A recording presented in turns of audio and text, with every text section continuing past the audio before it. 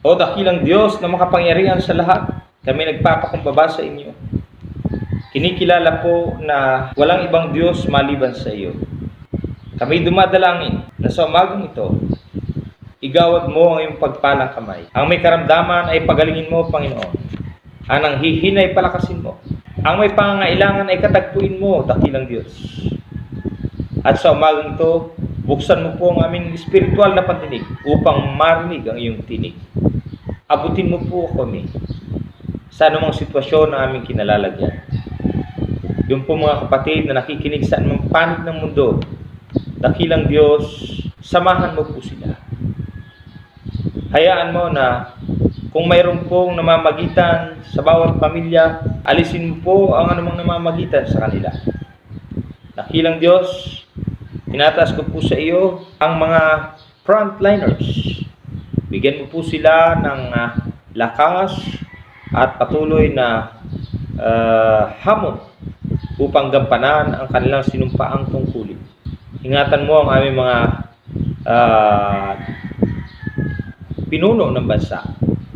Mula po sa aming presidente, sa kanyang mga gabinete, no, at sa mga leader ng aming probinsya, maging ng aming barangay. Idinadalain ko na sa pangalan ni Jesus, maranasan nila ang iyong kalinga, ang iyong pong gabay, ang iyong protection. At sa pangalan ni Jesus, maranasan ng aming bansa ang ganap na kalayaan mula sa nararanasang pandemic.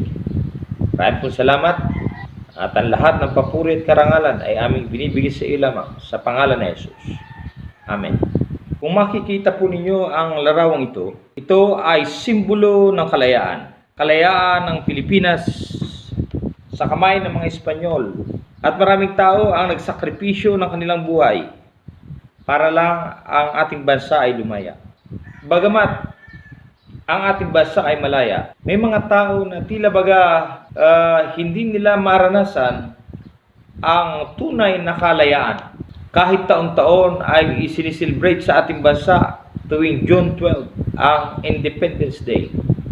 Sa umagang ito, ang mensahe ng Panginoon ay patungkol sa the true freedom o ang tunay na kalayaan. Hayaan yung basahin ko ang salita ng Diyos sa aklat ng Galatia, Kapitulo 1, versikulo 4. Upang mahango tayo sa kasamaang nag-ahari ngayon sa sanlibutan, inialay ni Jesucristo ang kanyang buhay dahil sa ating kasalanan, ayon sa kalooban ng ating Diyos at Ama. Pastor, sabi mo ay malaya pero hindi pa talagang malaya. Yes, sapagkat maraming gumagapos. Ano ang mga gumagapos at umaalipin sa tao? Madali lang. Walang iba kundi ang dyablo na patuloy na sumasalungat sa kalooban ng Diyos. At ginagamit niya ang kasalanan. Ang mga bagay na gumagapos sa tao ay ang kasalanan. Ang hilig ng laman, bisyo, kahinaan sa laman, karangyaan, yung kataasan, yung mga damdamin na hindi kayang magpatawad ng kapwa. Ano pa ang gumagapos sa mga tao? Salud, karamdaman, kahirapan, kabiguan, kalungkutan, kapighatian, kasama na yung coronavirus. Dito ay makikita natin sa salita ng Diyos na ang tunay na kalayaan ay masusumpungan walang iba kundi sa ating Panginoon Jesucristo. Si Kristo lamang ang nagbibigay ng tunay na kalayaan. Ang sabi ng salita ng Diyos, upang mahango tayo sa kasamang naghahari ngayon, inialay nino po ni Jesucristo ang kanyang buhay. Ang wika ng Gawa, Kapitulo 4, versikulo 12 ay ganito: kay Jesucristo lamang matatagpuan ang kaligtasan, sapagkat sa silong ng langit ang kanyang pangalan lamang ang ibinigay ng Diyos sa ikaliligtas ng tao.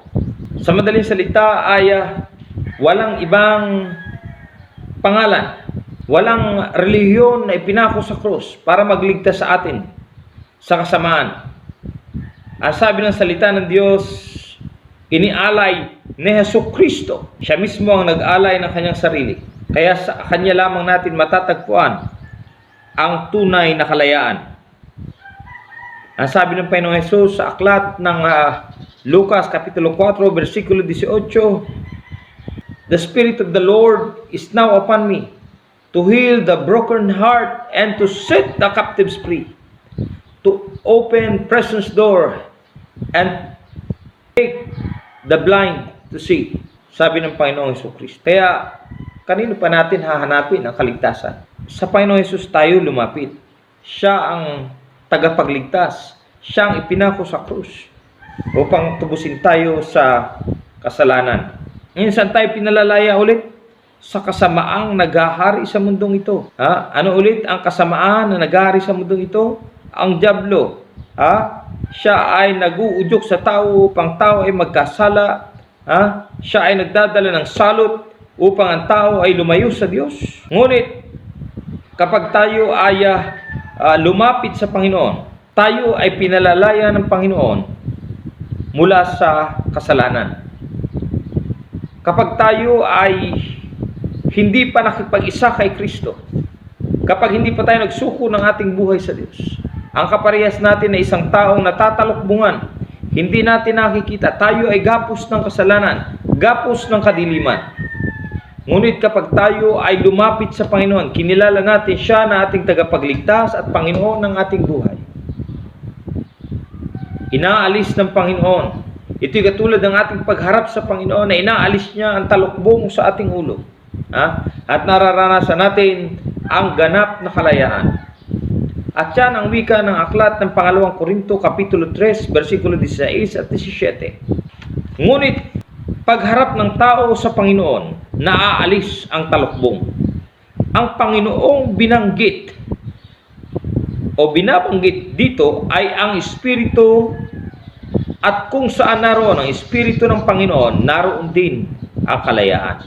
Pinalalaya niya tayo mula sa kasalanan, sa kapangyarihan ng sama ng loob, kalungkutan, karamdaman, kahirapan, kabiguan, hilig ng laman, lahat ng kawalan ng pagpapatawad, puot, galit, sama ng loob, pinalalaya tayo ng Panginoon.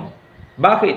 Sapagkat ikaw ay humarap sa Panginoon, nakipag-isa ka sa Panginoon, ang Espiritu ng Diyos ay nasa iyo.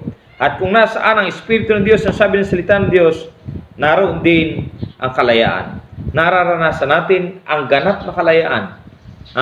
At hanggang sa tayo ay maging kawangis ng kanyang anak. Ang pangatlo at panghuli, paano tayo pinalalaya? Sa pangatlong ito ay napunto ay pinakikita kung paano yung plano ng Diyos upang tayo ay lumaya.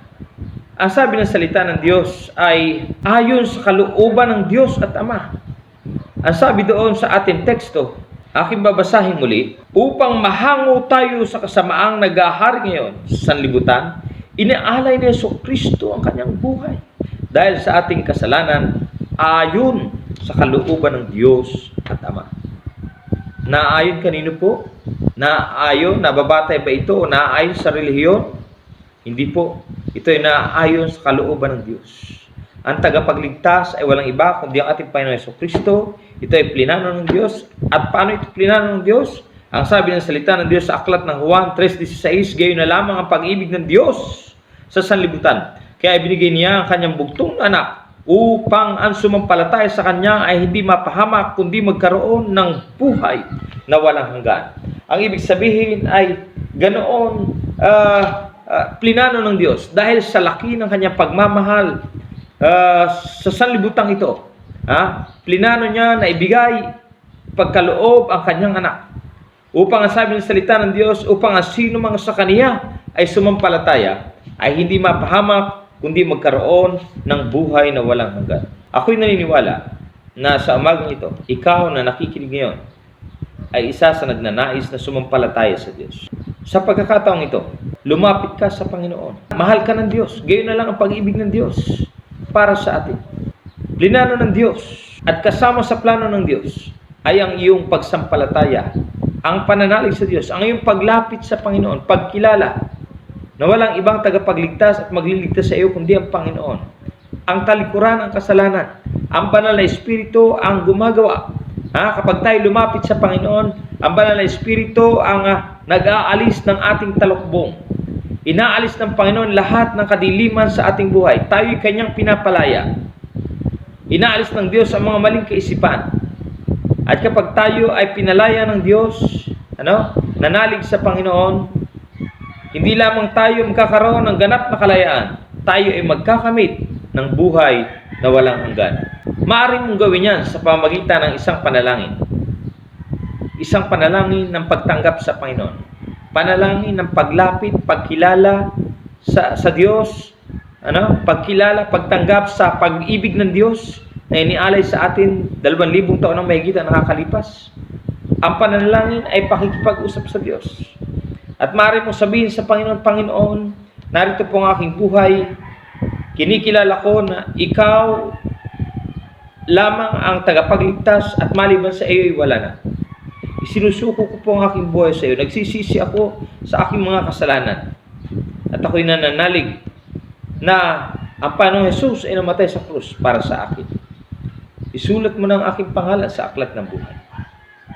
At tulungan ako na sumunod sa iyong panuntunan. Kung nais nyo manalangin ng ganyang panalangin, nais ko kayong samahan. At sundan nyo ang panalangin ito na para bagang sarili nyong panalangin. Panginoong Jesus, nagsisisi po ako sa aking kasalanan. Binubuksan ko ang pintuan ng aking puso. Tinatanggap kita na aking Diyos, Panginoon at tagapagligtas ng aking buhay. Isulat mo na po ang aking pangalan sa iyong aklat na tala at tulungang sumunod sa iyong mga panuntunan. Sa pangalan ng Jesus. Amen. Kung ginawa mo ang ganyang panalangin, pagpalain ka ng Diyos, kaibigan. Magpatuloy ka na sumunod sa Panginoon. Sana'y makasumpong ka ng simbahan na si Jesus ang itinataas. At kung ikaw ay malapit sa aming lugar, ikaw ay aking inaanyayahan na dumalo. At kami masaya na kasamang sumamba sa Panginoon. At ito ang tagubili ng salita ng Diyos. Sa Galatia, Kapitulo 5, talatang 1. Ganito ang wika. Pinalaya tayo ni Kristo upang manatiling malaya. Magpakatatag nga kayo at huwag nang paaalipin ulit. Purihin ang Diyos.